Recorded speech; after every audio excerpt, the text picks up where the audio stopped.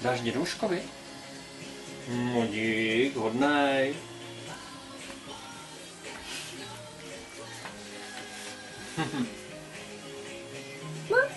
No.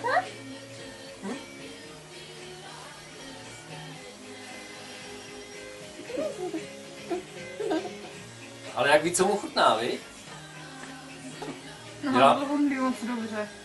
Děláme dobrý okurky, Tomíku. Aby děláme to špatný. No to teda ne. Okurku? Je to vypadá, že jo? To má na tom předloktí.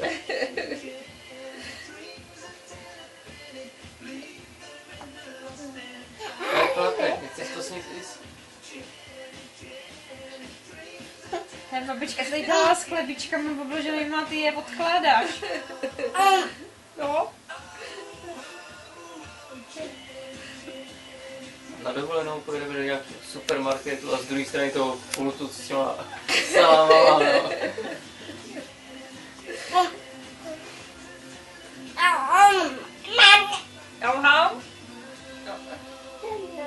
Tam ne, máš špinavý ruce. Ovladač, ne to.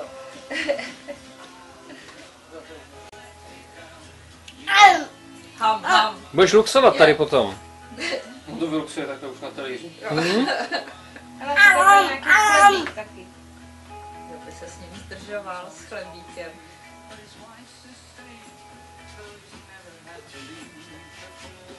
A tam nesedlo, co to máš?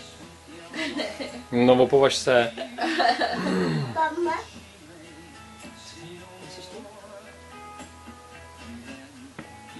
Tam je to.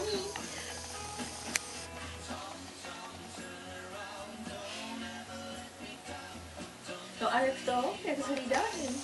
Teď ještě budeš chodit cvičit, ne? A já už můžu, jako to, nebo jako, myslím, že když jsme v pondělí nebo v úterý? Já teďka chodím v pondělí od 6. Takže to si ho přebírá František a jde s ním rovnou domů.